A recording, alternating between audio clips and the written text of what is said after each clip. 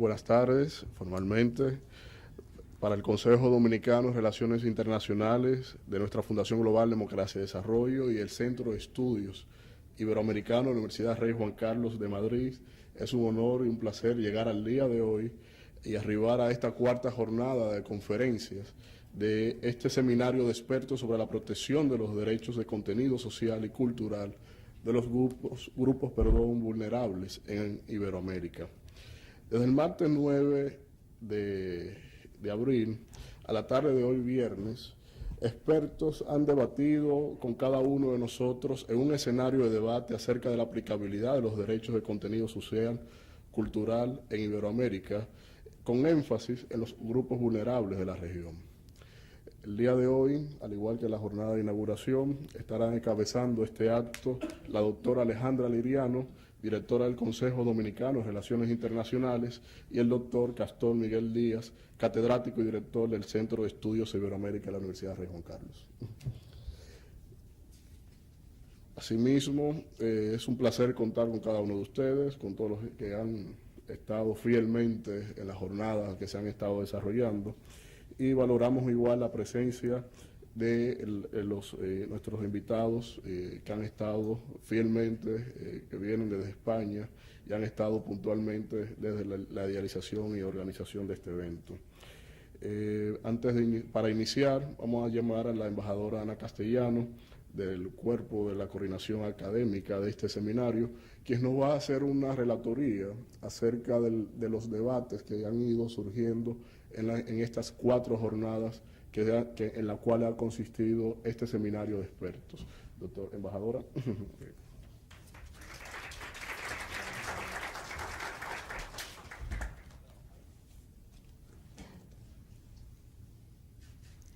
Buenas tardes. Como estamos en seminario de derechos humanos, quisiera remitirme a los artículos 18, tanto de la Declaración Universal de los Derechos Humanos, así como al Pacto Internacional de Derechos Civiles y Políticos y otros, en los que se deja establecido que toda persona tiene derecho a la libertad de pensamiento, de conciencia y de religión. Por lo que, amparándome en estos, quiero iniciar dando gracias a Dios por el éxito de toda esta semana de seminario. A Él el honor y la gloria. Como coordinadora de esta actividad, quiero agradecer a Funglode,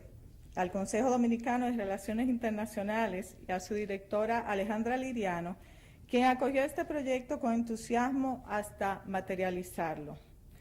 Y con el permiso del protocolo, quiero agradecer encarecidamente a lo que yo llamo el equipo técnico, todas aquellas personas que son las que más se empeñan, que son las que más trabajan y que finalmente son las que llevan a la realidad cualquier proyecto. Y quiero mencionarlo uno por sus nombres: Viridiana Berigüete, Ana Valdés, Sara Padnela, Víctor Villanueva, Natanael Concepción, Ana Carolina Blanco y Elina María Cruz. Gracias a los profesores dominicanos, la embajadora Radis Abreu, a la doctora Gildalina Tatén y al profesor Mateo Morrison, quienes abordaron con mucha profesionalidad y entusiasmo sus temas. Gracias por su entrega. A los profesores españoles que han hecho posible este seminario, al profesor Francisco Jiménez,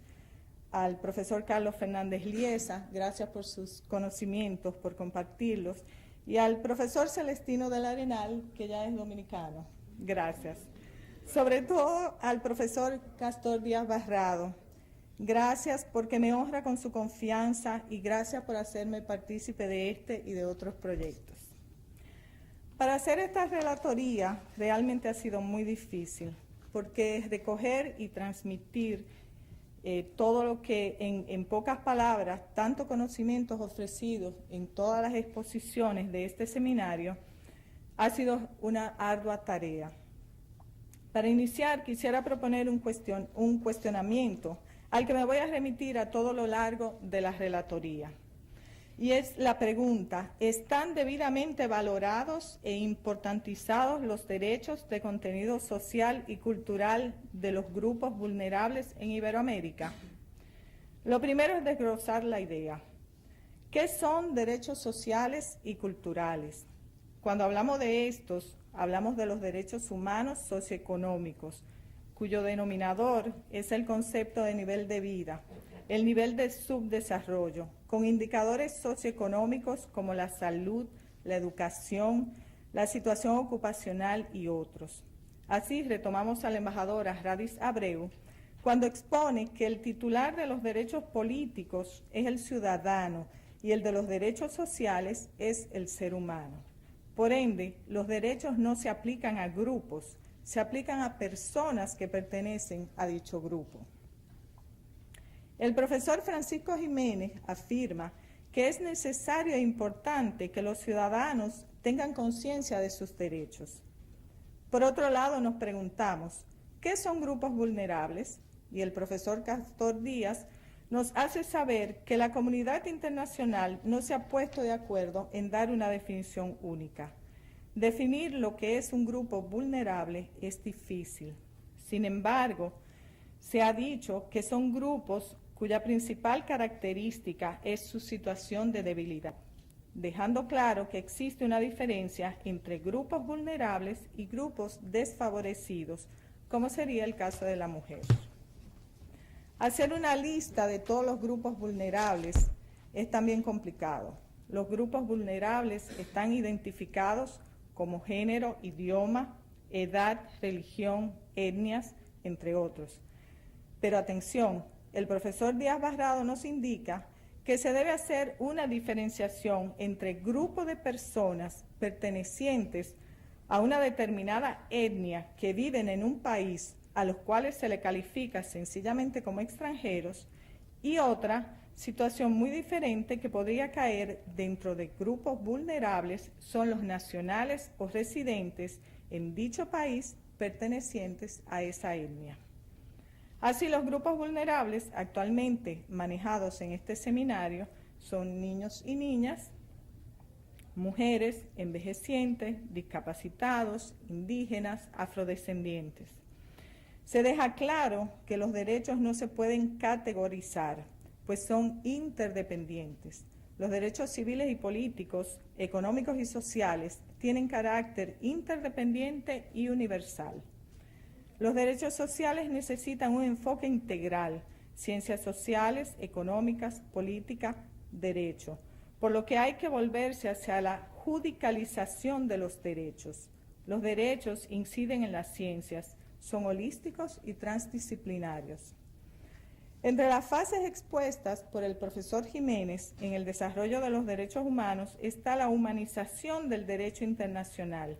y la doctora Tatén, por su parte, afirmó que la importancia de estos radica en la humanización de las personas, aportan dignidad. El derecho al trabajo aporta dignidad, pues es el derecho de ganarnos la vida, el sustén de nuestra vida o de nuestras familias. Cuando se habla de trabajo, ya no se habla simplemente de trabajo, se habla de trabajo digno. Cuando se habla de educación, no es solo educación, es educación de calidad. Se llega entonces a la etapa en que es necesario e imprescindible que los tratados, acuerdos, pactos que se han firmado, que son muchos, se implementen de manera real y efectiva. Los tratados no tienen que ser muchos, pero es inminente que sean efectivos. No hacemos nada con muchos tratados que finalmente no tengan efectividad, haciendo la diferencia entre calidad y cantidad. Y esto en gran parte es debido a que la comunidad internacional cambia o se desvía repentinamente de los intereses de determinados grupos vulnerables hacia otra cuestión diferente y no cierra los círculos. Estos cambios se determinan por cambios circunstanciales que en la mayoría de los casos son de ámbito político. Por lo tanto, es necesario saber qué son los acuerdos, cómo mirarlos, cómo abordarlos y sobre todo cómo hacerlos cumplir, enlazando con la conferencia del profesor Díaz Barrado sobre la efectividad de los derechos sociales y culturales. Otra de las fases expuestas por el profesor Jiménez en el desarrollo de los derechos humanos es la de los mecanismos de control, cómo hacerlos efectivos. Hasta ahora solo existe la presentación de informes que provoca un diálogo constructivo entre el Estado y el organismo correspondiente. Y entonces se encuentra la función del Estado en los derechos sociales y culturales de los grupos vulnerables. Así, estos deben establecer instrumentos jurídicos específicos para proteger a los grupos vulnerables. Y repetir que el Estado es el mayor protector y defensor de los derechos humanos, pero es asimismo su principal violador. El reto sería cambiar la teoría que ha servido de excusa hasta ahora de que los derechos sociales tienen un matiz y una incidencia en la economía y que por tanto son más difíciles de ser garantizados. La tercera fase mencionada por el profesor Jiménez para el desarrollo de los derechos humanos es la sectorialización, como sería la Organización Internacional del Trabajo. Los países miembros de la Unión Europea, por ejemplo, automáticamente firman la Carta Social, aceptan su jurisdicción. Y uno de los altos representantes para defender los derechos de contenido social en América es el Sistema Interamericano de Protección,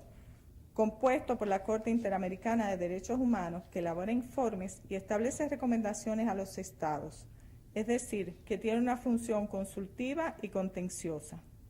En la actualidad, la Corte trabaja aplicando los lineamientos de Pacto de Derechos Civiles y Políticos para resolver los casos de derechos sociales, económicos y culturales.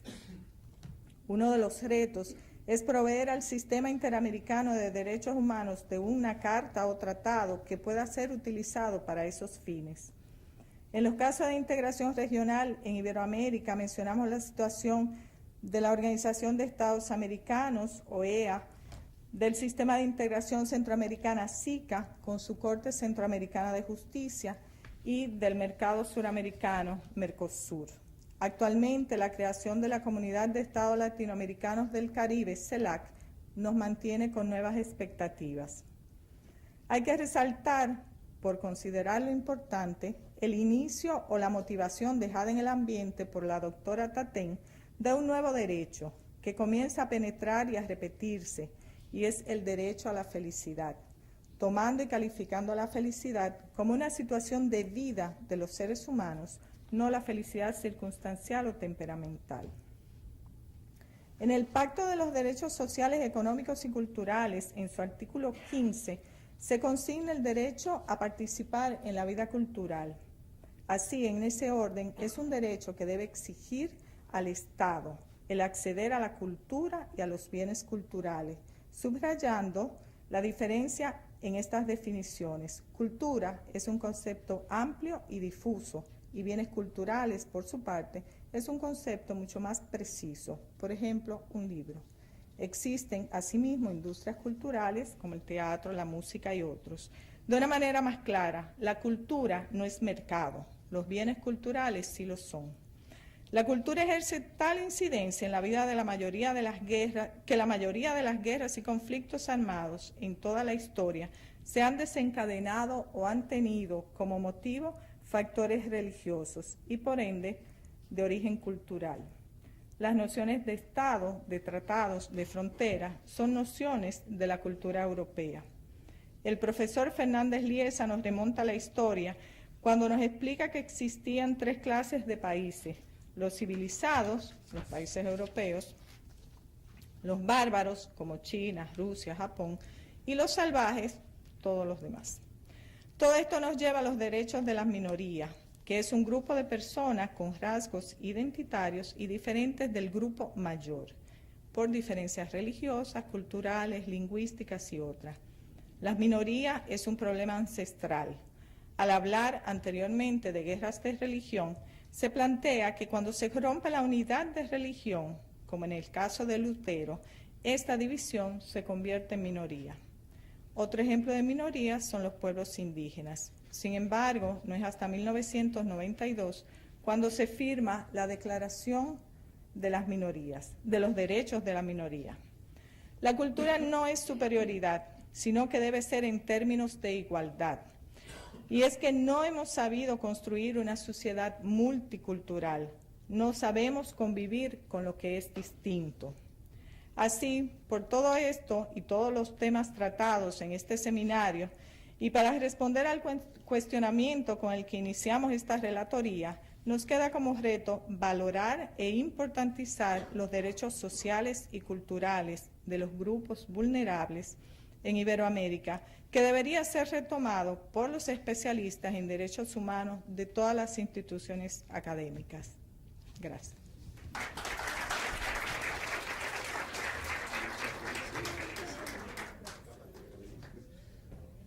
Bueno, yo creo que más que merecido ese aplauso a la embajadora, ¿verdad? Porque tan solo la recolección de esas conclusiones, embajadora, nos recrea un nuevo seminario, como estuviéramos iniciando una nueva conferencia. Yo creo que queda compilada en los resultados de los debates que han estado desarrollándose en las distintas jornadas que se han diseñado para el seminario. Felicitaciones. Bien, así también, como de especial, son estas conclusiones. Entiendo que también es especial tener la oportunidad de contar con la presencia del doctor Celestino Larenal, quien nos honrará con su disertación en el marco de esta jornada final de este seminario de expertos. El doctor del Arenal es politólogo internacionalista, catedrático de la Universidad Complutense de Madrid, de la Escuela Diplomática de España y del Centro Superior de Estudio de la Defensa Nacional, autor de importantes obras doctrinales en el marco de relaciones internacionales, política exterior y sistema de cumbre. Verdaderamente, profesor, es un honor contar con sus análisis, planteamiento y disertación acerca de la Comunidad Iberoamericana de Naciones, Democracias y Derechos Humanos, con un balance a los 22 años de las cumbres. El contexto reflexivo,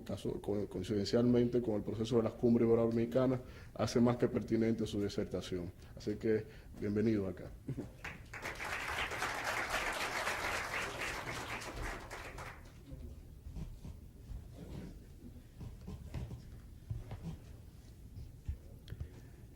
Antes que nada, tengo que empezar manifestando mi agradecimiento por participar en este seminario al Centro de Estudios de Iberoamérica de la Universidad Rey Juan Carlos, a FUNGLODE y al Consejo Dominicano de Relaciones Internacionales, y de manera muy concreta a los dos directores que han llevado adelante este seminario, la doctora Alejandra Liriano y el doctor Castos Díaz Barrado. Para mí es un honor realmente el que se me haya invitado a dar la conferencia de clausura de este seminario. Y espero que, aunque no voy a abordar de una manera muy concreta y específica como lo han hecho todos los ponentes que han participado en el mismo, el tema de los derechos económicos, sociales y culturales en relación a los grupos vulnerables, espero que mi conferencia sobre el tema más genérico de la democracia y los derechos humanos en las cumbres iberoamericanas pueda servir realmente de colofón a todas las reflexiones, a los debates y a las presentaciones que se han hecho durante esta semana. El acervo iberoamericano que las cumbres de jefes de Estado y de Gobierno han venido consagrando reiteradamente desde la primera cumbre que se celebra en Guadalajara, México, en 1991, como ustedes saben, está constituido por un conjunto de principios, de valores, de compromisos que encuentran su base, su razón de ser, en una historia, en una cultura, en una comunidad del conjunto de los pueblos que llamamos Iberoamérica. Pero encuentran su base también en su manifestación y expresión más concreta y específica en el marco de las cumbres iberoamericanas, en la dinámica de diálogo, de concertación política y de cooperación iberoamericana que va a caracterizar a las cumbres desde 1991. De hecho, lo vamos a ver. La riqueza y la operatividad, con todos los interrogantes que tiene, que destacaré, de este acervo, constituye una de las señas de identidad más importantes de la comunidad iberoamericana. Este acervo iberoamericano, muy en concreto en lo que se refiere al compromiso con la democracia y el Estado de Derecho, tiene además lo que me interesa destacar desde el principio, aunque después entremos más en detalle en el mismo. Tiene también, desde fechas recientes, en concreto desde la cumbre de Mar del Plata de 2010, tiene una dimensión operativa práctica especialmente relevante. Y es la llamada cláusula democrática, repito, a la que me referiré después más en concreto, que establece la adopción de una serie de medidas concretas encaminadas a la defensa y preservación de la institucionalidad democrática de los países iberoamericanos. Se trata, cuando hablamos del acervo iberoamericano, por lo tanto, de un auténtico código de conducta iberoamericano que se orienta a la consecución de unas sociedades iberoamericanas y de una sociedad global más justas, democráticas, participativas, solidarias y pacíficas. Este acervo se ha venido consagrando reiteradamente, como digo, por todas las cumbres. A efectos de concretar su sentido y alcance, entre los numerosísimos reconocimientos que se han hecho de ese acervo, yo he seleccionado el reconocimiento específico que se hace en la declaración final de la Cumbre de Salamanca de 2005, que de alguna manera nos sirve para sintetizar los valores que conforman el acervo iberoamericano, aunque es verdad que no están todos en esa declaración. Esta declaración de Salamanca nos dice lo siguiente: los jefes de Estado y de Gobierno de la Comunidad Iberoamericana de Naciones ratificamos la totalidad del acervo iberoamericano integrado por los valores, principios y acuerdos que hemos aprobado en las anteriores cumbres. Estos, añade, se sustentan en la plena vigencia y el compromiso con los principios y propósitos consagrados en la Carta de las Naciones Unidas, en nuestra adhesión al derecho internacional, la profundización de la democracia, el desarrollo, la promoción y protección universal de los derechos humanos, el fortalecimiento del multilateralismo y de las relaciones de cooperación entre todos los pueblos y naciones, y el rechazo a la aplicación de medidas coercitivas unilaterales contrarias al derecho internacional. Bueno, no me quiero extender más en lo que son el conjunto de valores que integran el acervo iberoamericano. Esta breve referencia a la Declaración de Salamanca creo que nos sitúa y nos permite entender el alcance que tienen los mismos. Voy a centrarme, por lo tanto, a partir de este momento, porque no es mucho el tiempo de que dispongo, en el tratamiento específico que las cumbres iberoamericanas han dado a los valores de la democracia y los derechos humanos. Ustedes saben que la primera cumbre iberoamericana que se celebra en Guadalajara, México, en 1991, va a afirmar solemnemente que la comunidad iberoamericana, y leo textualmente, se asienta en la democracia, el respeto a los derechos humanos y las libertades fundamentales. Y desde esa primera cumbre, todas han venido consagrando reiteradamente la democracia y los derechos humanos como bases fundamentales de la comunidad iberoamericana. Ahora, lo significativo es que las cumbres no se han limitado a un enunciado genérico de los valores de democracia y de derechos humanos, sino que han ido desarrollando y concretando las distintas dimensiones de la democracia y los derechos humanos, ofreciéndonos, al menos desde el punto de vista formal, un panorama realmente completísimo de los mismos. La contundencia, la reiteración, la claridad y concreción con que se pronuncian las cumbres iberoamericanas en torno, vamos a ocuparnos primero de la democracia, en torno al compromiso con la democracia y el Estado de Derecho, son realmente llamativos. Responde, en última instancia, al hecho fundamental de que se estima que la democracia y el Estado de Derecho constituyen, como se dirá textualmente, constituyen valores esenciales de los pueblos iberoamericanos. Cumbre de San Carlos de Bariloche, 1995, de que representan el punto de referencia y un compromiso compartido de la vinculación iberoamericana, Cumbre de Lima, 2001, y de que constituyen un factor de cohesión del espacio iberoamericano, Salamanca, 2005. Es decir, son sus señas de identidad, como decía al principio. Y en este sentido, tratando de no dejar abiertas puertas a la indefinición, se detallan por las cumbres algunos de los elementos constitutivos de la democracia. La cumbre de Santa Cruz de la Sierra en 2003 nos dice que constituyen elementos esenciales de la democracia la independencia y equilibrio de poderes, la adecuada representación de mayorías y minorías, la libertad de expresión, asociación y reunión, el pleno acceso a la información, la celebración de elecciones libres, periódicas, transparentes y basadas en el sufragio universal y secreto, la participación ciudadana, la justicia social y la igualdad. La participación ciudadana, como elemento constitutivo de la democracia, se explicita aún más cuando se establece en la Cumbre de Viña del Mar, en 1996, que la gobernabilidad en democracia supone la representación y participación de todos los habitantes de nuestros estados, sin consideración de origen, raza, religión o sexo, con especial consideración a las poblaciones indígenas. De hecho, todas las cumbres iberoamericanas, muy especialmente desde la segunda cumbre celebrada en Madrid en 1992, van a dedicar una especialísima atención a los derechos de las comunidades indígenas y de las comunidades afrodescendientes. En suma, como consagrará la cumbre de Bávaro en 2002,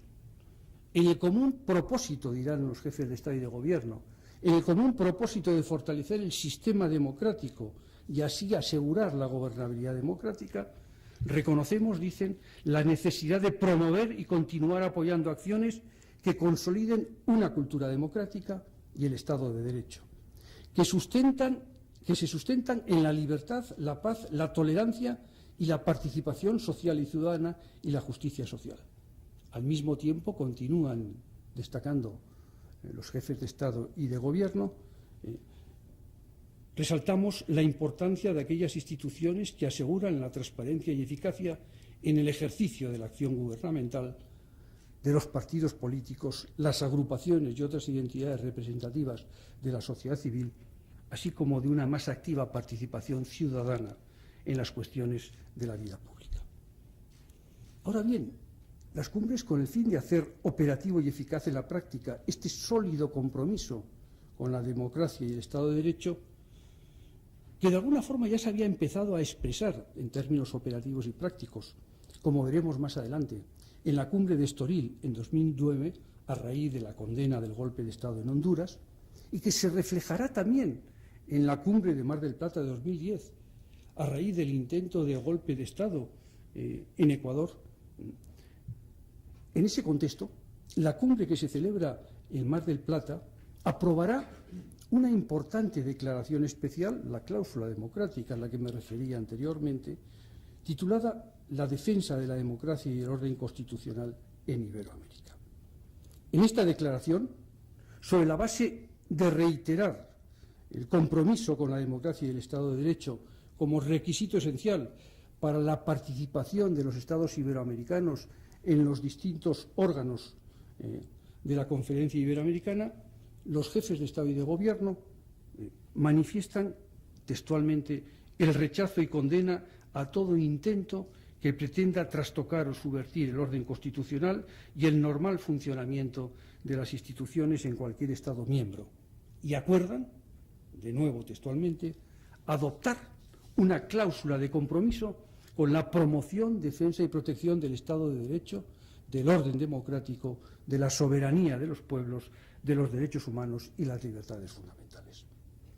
Y en este sentido, a continuación, en esa declaración se establece que cuando el gobierno constitucional de un Estado miembro considere que existe una amenaza de ruptura o alteración del orden democrático que lo afecte gravemente, podrá notificar la situación a la Secretaría pro tempore de las cumbres, que se encargará, con el apoyo de la Secretaría General Iberoamericana, de dar a conocer esa situación a todos los Estados miembros, de forma que los mismos puedan decidir la adopción de medidas concretas concertadas de cooperación y el pronunciamiento de la comunidad iberoamericana para la defensa y preservación de su institucionalidad democrática. Ahora bien, esa declaración va más allá. En el caso de que exista efectivamente una ruptura del orden constitucional o del Estado de Derecho, esa declaración nos dice textualmente: la Secretaría pro tempore, con apoyo de la Secretaría General Iberoamericana, convocará una reunión extraordinaria de los ministros de Relaciones Exteriores de los Estados miembros para, con la plena participación del gobierno legítimo afectado, puedan adoptar por consenso, entre otras, las siguientes medidas. Primera, realizar gestiones diplomáticas en el Estado afectado con el objeto de contribuir a la restitución del proceso político institucional democrático a la mayor brevedad posible. Y segunda, suspender al Estado en que se hubiera materializado la ruptura del orden constituido o del Estado de Derecho, suspender del derecho a participar en los distintos órganos e instancias, así como del goce de los derechos y de los beneficios que se derivan de ser miembro de la Conferencia Iberoamericana hasta que el orden constitucional haya sido restablecido. Estamos ante una importante declaración, sin lugar a duda, que casa perfectamente con los valores de democracia y derechos humanos que, como hemos visto, el acervo iberoamericano consagra. Estamos ante una declaración que proporciona, al menos formalmente, una operatividad en la práctica que antes de 2010 no existía. Ahora veremos más adelante cómo esta declaración o cláusula democrática no está exenta de algunas contradicciones e interrogantes, a mi modo de ver, muy significativos. Proclamados, por lo tanto, reiteradamente la democracia y los derechos humanos, las cumbres no se conforman con la actual situación en la que se encuentran. Son plenamente conscientes de que todavía queda un importante camino por recorrer para alcanzar el pleno Estado democrático y la plena vigencia de los derechos humanos en los Estados iberoamericanos. De ahí que inste a los distintos países iberoamericanos a continuar avanzando en ese terreno. En este sentido, se ha ido aprobando una agenda de trabajo asumida como tal por las cumbres iberoamericanas, en la que se destaca la íntima relación que existe entre la democracia y el desarrollo, en cuanto a principios indisolubles en el fortalecimiento de los sistemas democráticos. La cumbre de Salamanca, en 2005, insistirá especialmente en este punto, considerando, y leo textualmente, que es necesario desarrollar una agenda iberoamericana que refuerce la calidad de nuestras democracias y su capacidad de responder a las expectativas de los ciudadanos en términos de protección de sus derechos y satisfacción de sus necesidades socioeconómicas. Concluirá: nada es más urgente que lograr un desarrollo sostenible y enfrentar los desafíos de la pobreza y la desigualdad. Si, como hemos visto brevemente, en lo relativo a la democracia y el Estado de Derecho, las cumbres no dejan lugar a dudas en cuanto a su compromiso, lo mismo podemos decir en materia de derechos humanos y libertades fundamentales. En todas las cumbres se insiste de una manera muy especial en la plena vigencia de los derechos humanos y en el firme compromiso con los mismos. Ya en la primera cumbre de Guadalajara en 1991, además de proclamar su plena vigencia, se asume expresamente el compromiso de conformar un acervo iberoamericano en el ámbito de los derechos humanos. Compromiso reiterado, repito, cumbre tras cumbre. La razón de esta insistencia y de la importancia que las cumbres atribuyen a ese compromiso se fundamenta en la consideración de que el respeto de los derechos humanos, al igual que la democracia, como lo apuntaba al principio, constituyen los pilares de la comunidad iberoamericana y son valores esenciales, como se dice textualmente, de los pueblos iberoamericanos. Se reconoce igualmente por las cumbres, de forma reiterada también, la universalidad, indivisibilidad e interdependencia de los derechos humanos y se afirma reiteradamente también que los derechos humanos comprenden tanto los derechos civiles y políticos como los derechos económicos, sociales y culturales, incluido, por supuesto, el derecho al desarrollo.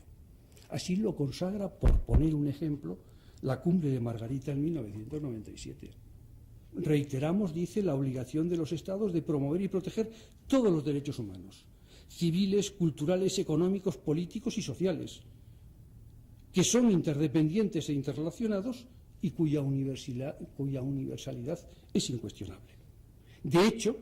en concreto, la agenda de las cumbres ha dedicado, especialmente a partir de la cumbre de Costa Rica de 2004, cuando se produce un giro social en la agenda de las cumbres iberoamericanas muy importante, las cumbres, como digo, la agenda de las cumbres ha dedicado una especial atención a los derechos económicos, sociales y culturales, ocupándose de forma muy concreta y específica de los grupos vulnerables y desfavorecidos que han sido objeto de estudio y consideración a lo largo de este seminario. Este compromiso de las cumbres con los derechos humanos se acompaña y completa con la consagración del principio de no discriminación, afirmándose que la lucha contra toda forma de discriminación es un principio fundamental de la convivencia iberoamericana, por lo que las cumbres han rechazado reiteradamente todas las formas de racismo, discriminación racial, xenofobia y otras formas conexas con la intolerancia, añadiéndose de forma también expresa el rechazo a la discriminación por razones de sexo. Ahora, las cumbres no se complacen simplemente en la proclamación retórica de los derechos humanos, sino que además, desde la primera cumbre, adoptan unos objetivos concretos sobre los cuales deben ir trabajando las cumbres, sobre los cuales debe ir trabajando la comunidad iberoamericana. Por un lado, se asume el compromiso de crear y, en su caso, consolidar mecanismos nacionales de promoción, protección y defensa de los derechos humanos, así como establecer una cercana, se dice textualmente, colaboración entre los mismos. Y, por otro lado, se asume también el compromiso con el fortalecimiento de la cooperación entre gobiernos y entidades de la sociedad civil y organismos multilaterales competentes en materia de derechos humanos, fomentando la plena adhesión a los instrumentos internacionales de promoción y protección de estos derechos, tanto de carácter universal como regional. También, y no deja de ser significativo, se destaca la necesidad de continuar desarrollando, textualmente, la cooperación entre el sistema europeo de protección de los derechos humanos y el sistema interamericano. Bueno, si el acervo consagrado por las cumbres iberoamericanas, como acabamos de ver, consagra formalmente y de manera sin lugar a dudas muy completa la democracia y los derechos humanos, en términos que no dejan lugar a dudas en cuanto al alcance y sentido con el que esos valores son afirmados por la comunidad iberoamericana, no sucede lo mismo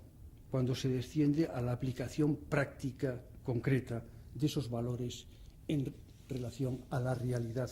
de los países iberoamericanos. En este ámbito práctico es en el que surgen una serie de interrogantes significativos en cuanto a la efectiva vigencia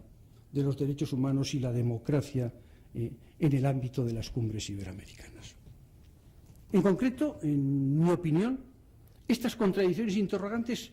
son fundamentalmente dos, íntimamente relacionadas, por supuesto. La principal y la más problemática de esas interrogantes, o mejor, la más problemática de esas contradicciones, hace referencia al alcance y sentido práctico del acervo iberoamericano, hasta ahora, o hasta fechas muy recientes, prácticamente formal y retórico. Hace referencia, por lo tanto, a la necesidad de introducir un criterio de exigencia efectiva en el cumplimiento de esos valores que consagra el acervo iberoamericano y, muy en concreto, en cuanto a la vigencia de la democracia y el respeto de los derechos humanos. Esta contradicción, en términos aún mucho más específicos,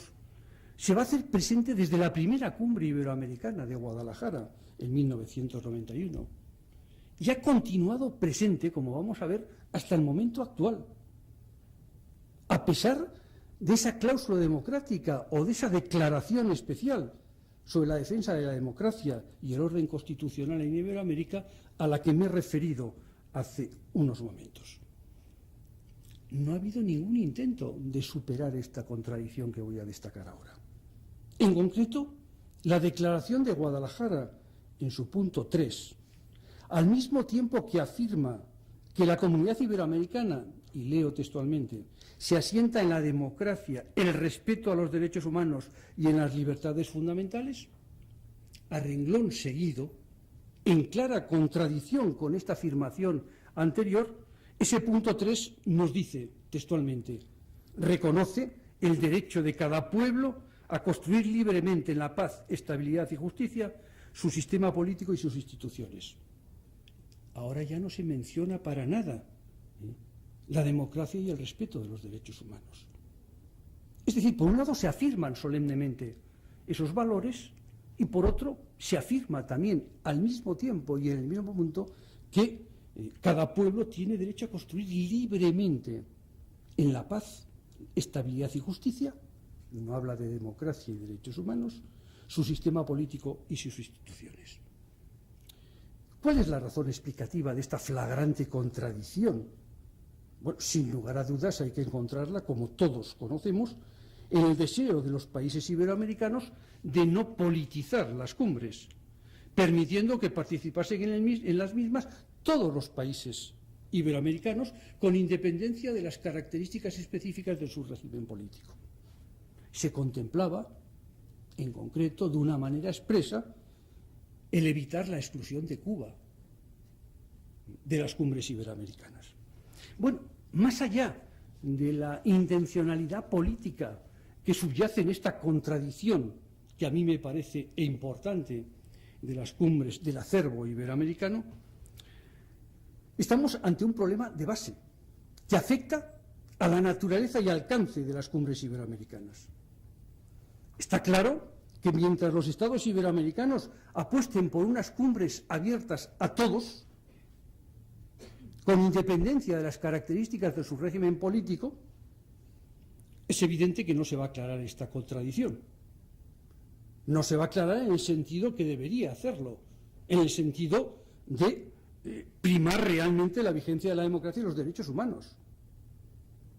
Y por lo tanto, difícilmente se podrán abordar las demás contradicciones interrogantes que en esta materia, como vamos a ver, plantea el acervo iberoamericano. En todo caso, si es evidente que, bueno, mientras los países iberoamericanos no acuerden cambiar el alcance y sentido de las cumbres iberoamericanas en cuanto a la participación de los estados iberoamericanos y en cuanto a la vigencia efectiva de la democracia y los derechos humanos, está claro que esta contradicción no se va a resolver. Ahora, ello no debe impedirnos, y es lo que yo voy a hacer ahora, no debe impedirnos reflexionar sobre cuál debería ser el camino a seguir para dotar de coherencia práctica a la profesión de fe constante que las cumbres hacen en la democracia y los derechos humanos. Partiendo en consecuencia de la aclaración, cosa que de momento no es probable, ni mucho menos, de esta contradicción de base, habría a continuación, en segundo lugar, que estudiar la inclusión en la agenda de trabajo de las cumbres de ese respeto efectivo de los derechos humanos y la vigencia de la democracia, tratando de abrir vías de cooperación multilateral que faciliten ese objetivo, dejando, eso sí, de lado las condenas, salvo, como ya se contempla en la mencionada cláusula democrática, que se produzcan casos extremos de alteración del orden constitucional vigente como consecuencia de un golpe de Estado. Una iniciativa de esta naturaleza, de momento, a mi modo de ver, diría más que difícil de plantear, porque supondría, repito, un cambio en la naturaleza, una alteración del alcance con el que nacieron las cumbres. Bueno, una iniciativa de esta naturaleza, lógicamente, para plantearse y avanzar, debería ser objeto de una evaluación muy cuidadosa y, lógicamente, solo se podría adoptar como consecuencia de una decisión ampliamente consensuada por el conjunto de los países iberoamericanos. Este cambio, en su expresión más avanzada, supondría un paso decisivo en la politización de las cumbres iberoamericanas, con consecuencias decisivas en cuanto a su situación actual, con consecuencias decisivas en cuanto a sus perspectivas de futuro, porque en el caso de que no se hiciera de forma adecuada, de forma medida, de forma prudente, además de correr el riesgo de acentuar la división política ya existente en el seno de las cumbres iberoamericanas, podría llegar a implicar la posible salida de alguno de los actuales Estados miembros e incluso, en el extremo, podría llegar a poner en peligro la propia existencia de las cumbres iberoamericanas. Ello nos da idea de la dificultad que presenta una iniciativa de esta naturaleza. Pero no por ello creo que debamos ignorarla. Yo creo que hay que empezar a plantearla y a reflexionar sobre la misma. Es por esto que estoy diciendo que solo se podrá llevar adelante esa iniciativa después de un cuidadoso estudio si el interés y la apuesta de la gran mayoría de los países iberoamericanos por esa nueva estrategia estuviera clara y decididamente asumida. Y solo se podría llevar adelante a través de una aplicación muy modulada, siempre sobre una base cooperativa iberoamericana de carácter multilateral. Por otro lado, dados los riesgos que he apuntado que ello implica, solo podría ponerse en marcha o plantearse en un escenario en el que las cumbres iberoamericanas gozasen de buena salud, en un escenario en el que las cumbres iberoamericanas interesasen realmente al conjunto de los países iberoamericanos, lo que ahora, de momento, en mi opinión, no me parece que sea el caso. Lo que en ningún supuesto se puede llegar a poner en juego con este cambio es la propia existencia de las cumbres. Si no existiese consenso en torno a esta nueva estrategia, en todo caso habría que tratar de buscar fórmulas más suaves que las que apuntaba, fórmulas que permitieran dar de alguna forma mayor vida y hacer presentes en la realidad iberoamericana los principios y valores que conforman el acervo iberoamericano y en concreto la democracia y los derechos humanos. Un primer caso en el que se podría poner en marcha esta nueva estrategia mucho más moderada, mucho más suave, sería, por ejemplo, en relación a Cuba, asumiendo las cumbres sin exclusiones ni condenas políticas de ningún tipo, un papel activo en el proceso de transición y democratización de ese país. Estos cambios afectarían también a la aplicación práctica del estatus de observador asociado, aprobado en la Cumbre de San Salvador en 2008. Porque para poder disfrutar de esa condición, de ese estatus de observador asociado, se exige textualmente que los Estados solicitantes deberán asumir expresamente el acervo integrado por los valores y principios orientadores de la Conferencia Iberoamericana. Es decir, deben asumir íntegro el acervo iberoamericano. Este requisito pienso que debería ya, sin necesidad de la iniciativa anterior, debería empezar a plantearse en términos más estrictos de cómo se ha aplicado hasta el momento presente,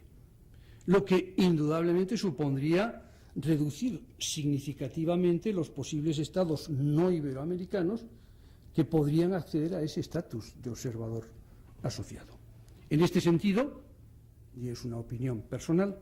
el reconocimiento del estatus de observador asociado a Marruecos pienso que no ha sido un buen inicio en la aplicación de este estatus. La segunda cuestión a considerar hace referencia a la Declaración Especial sobre la Defensa de la Democracia y el Orden Constitucional en Iberoamérica, aprobada en la Cumbre de Mar del Plata de 2010, a la que ya me he referido. Esta declaración, a mi modo de ver, incide en la primera contradicción de base a la que he hecho referencia y nos plantea algunos importantes interrogantes en cuanto a su aplicación práctica. Hemos visto que esta declaración rechaza y condena todo intento, y leo textualmente, que pretenda trastocar o subvertir el orden constitucional y el normal funcionamiento de las instituciones de cualquier Estado miembro, acordándose, lo hemos visto, la adopción de una cláusula de compromiso con la promoción, defensa y protección del Estado de Derecho, del orden democrático, de la soberanía de los pueblos, de los derechos humanos, que puede llegar a traducirse, lo hemos visto también, en caso extremo, siempre por consenso, en la suspensión del Estado en que se hubiese materializado la ruptura del orden constituido o del Estado de Derecho, y que se materializaría, como también lo hemos apuntado, en el derecho, en la retirada del derecho a participar en los distintos órganos o instancias de las cumbres iberoamericanas, así como del goce de los derechos y de los beneficios que se derivan de la condición de ser miembro de las cumbres hasta que el orden constitucional sea restablecido. Ahora, el problema que nos plantea, a mi modo de ver, la aplicación práctica de esta cláusula deriva de la contradicción, como decía hace un momento, que veíamos caracteriza las cumbres desde la primera cumbre, cuando se afirma, por un lado, la vigencia de la democracia y los derechos humanos y, por otro, el derecho de cada pueblo a elegir el sistema político que estime oportuno. Que, como sabemos en el caso de Cuba, al menos en mi opinión, puede no ser democrático. Bueno, ¿cómo se aplicaría, me pregunto yo, cómo se aplicaría esta cláusula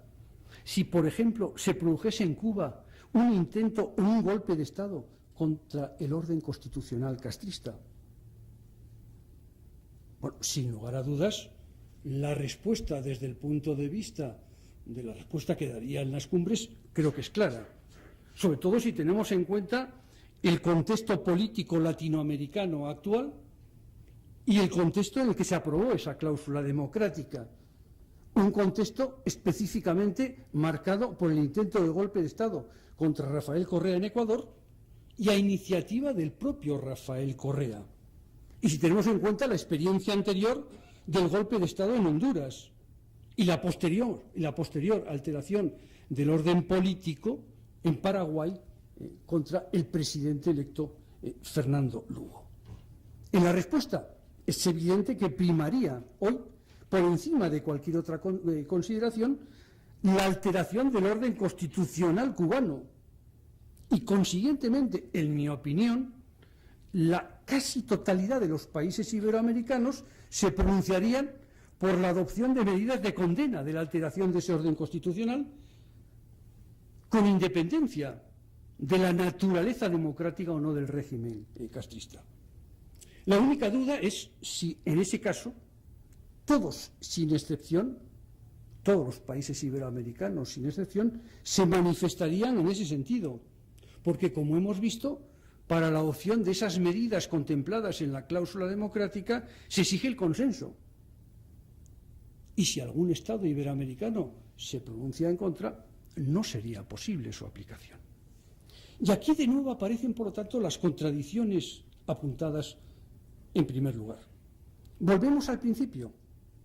Mientras no se aclare esa contradicción de base que marca la historia de las cumbres desde Guadalajara en 1991, es prácticamente imposible, en mi opinión, que las cumbres sean coherentes en lo relativo a la vigencia de la democracia y los derechos humanos, por mucho que se proclamen reiteradamente, solemnemente, en las declaraciones finales y conformen parte esencial de los valores de la comunidad iberoamericana. Si, como hemos apuntado, el proceso formal de adopción de medidas por consenso previsto en esa cláusula democrática puede, llegado el caso, impedir su aplicación, no debemos olvidar, por otro lado, que en la práctica las cumbres ya han venido impidiendo la asistencia a las mismas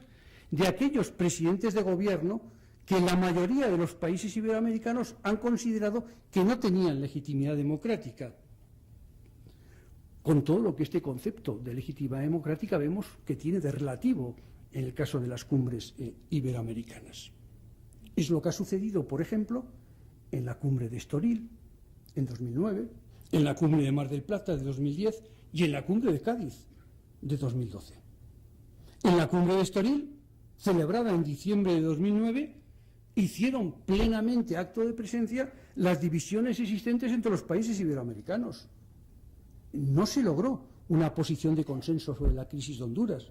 provocada por el golpe de Estado del 28 de junio de 2009 contra el presidente Manuel Zelaya, un golpe de Estado que fue condenado inicialmente por la casi totalidad de los países iberoamericanos, por supuesto, incluida España. Además, lo que es más significativo, el hecho de que en plena celebración de la cumbre de Estoril, en concreto el 29 de noviembre,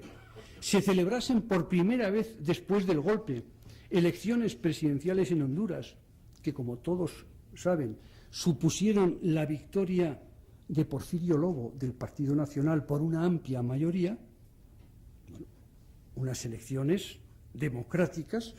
que abrían la puerta, sin lugar a dudas, a una posible superación política de la crisis, introdujo una importante novedad en el discurrir de la cumbre de Estoril. ¿Por qué? Porque, agudizaba las contradicciones y la división de posiciones políticas existentes en el seno de la cumbre.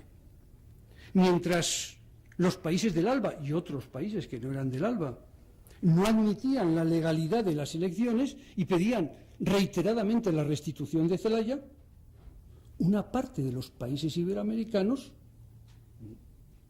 se posicionaron por el reconocimiento de la legalidad de esas elecciones. Y con ello de nuevo se rompía en dos el bloque iberoamericano, dejando en una difícil situación en concreto a dos países, a Brasil y a España. A Brasil porque en su afirmación de potencia regional, que en ningún caso puede ceder el liderazgo político en aquellos momentos a Venezuela, ello le obligaba a rechazar la legalidad de las elecciones si quería mantener ese liderazgo político regional. Y a España, en su papel de buscador de aproximación entre ambas posiciones, le situó también en una difícil posición. De hecho, España se situó en una posición intermedia entre esas dos posiciones enfrentadas. No puede extrañar, por lo tanto,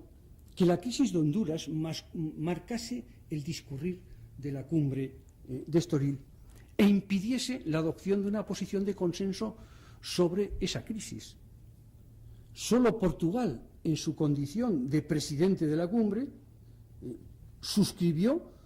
un comunicado especial de mínimos que de alguna manera trataba de expresar el sentir común de los mandatarios iberoamericanos, dejando, eso sí, de lado la valoración del tema clave planteado en la cumbre de las elecciones presidenciales hondureñas. En la cumbre iberoamericana celebrada en Mar del Plata en 2010, que, como hemos visto por iniciativa de Rafael Correa, aprobó la cláusula democrática, de nuevo destacó la no presencia del presidente electo de Honduras, Porfirio Lobo, en razón de no haber sido invitado por la presidenta de Argentina, organizadora de la cumbre, Cristina Fernández de Kirchner. Eso sí, con el respaldo de los países del ALBA, de Brasil y de algún otro país iberoamericano,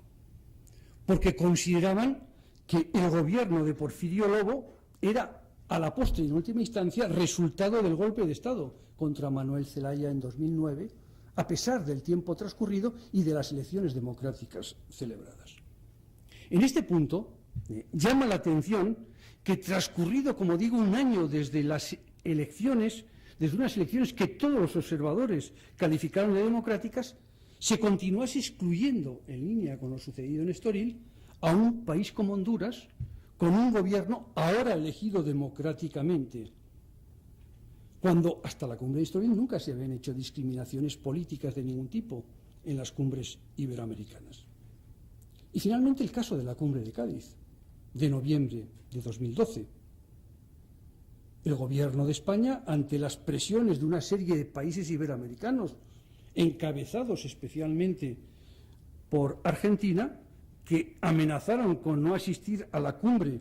si asistía el nuevo presidente de Paraguay, Federico Franco, que, como sabemos, había sustituido a través de lo que algunos países iberoamericanos consideraron un golpe de Estado, lo digo entre comillas. El gobierno español optó por no invitar a la misma al nuevo presidente de Paraguay, con el fin de garantizar la asistencia y el éxito relativo de esa cumbre. En todo caso, ahora, como consecuencia del actual escenario latinoamericano, marcado por un lado por la heterogeneidad política, marcado por la autonomía de las políticas exteriores latinoamericanas, marcado por el debilitamiento del protagonismo de los actores extrarregionales tradicionales, Estados Unidos, Unión Europea, España, marcado por la irrupción de nuevos actores externos,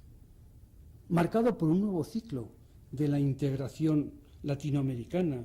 con UNASUR y la CELAC como referentes, marcado por la proliferación de la diplomacia de cumbres, que hace realmente casi imposible a los presidentes iberoamericanos asistir a todas las cumbres a las que son convocados, pero marcado también ese escenario por la necesidad de las cumbres de encontrar un espacio propio que las haga de interés para los participantes, creo que ha llegado el momento de estudiar y valorar, o al menos de empezar a plantearse, la oportunidad de esos cambios, con todos los interrogantes y dificultades que ello supone, como he apuntado. La cuestión en juego, a mi modo de ver en estos momentos, es la de si se continúa apostando, como se ha hecho hasta ahora, por unas cumbres light, débilmente consolidadas y basadas en la retórica, sin incidencia salvo cuestiones puntuales que hemos visto en las últimas cumbres y que he apuntado, sin incidencia en la realidad y problemática iberoamericana y, sobre todo, sin presencia efectiva ante los acontecimientos iberoamericanos e internacionales, o, por el contrario, se apuesta por unas cumbres activas, con una agenda que realmente incida en los intereses y cuestiones claves de los Estados participantes y con un acervo iberoamericano operativo en sus principios básicos, especialmente en materia de democracia y de derechos humanos. Optar por la primera línea de actuación supondrá, en el mejor de los casos, continuar con la dinámica actual y, en el peor de los casos, apostar por el progresivo debilitamiento de las cumbres iberoamericanas. Optar por la segunda solución, difícil, problemática, que hay que plantear en términos extraordinariamente cuidadosos y prudentes,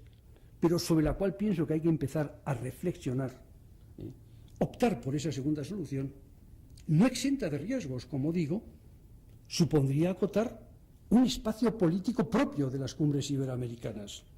Supondría, es verdad, formalizar un cambio de modelo, con todos los riesgos que ello tiene, pero pienso que serviría para reforzar el interés de los países participantes en las cumbres y transformarlas realmente en un actor internacional, que creo que es una condición definitiva, fundamental para su consolidación. Con ello, las cumbres se harían mucho más prácticas, menos retóricas, se reforzarían como foro de diálogo, concertación política y cooperación iberoamericana, y con ello, por supuesto, se harían efectivos en la práctica los valores de la democracia y los derechos humanos que las cumbres vienen reiteradamente proclamando. Muchas gracias.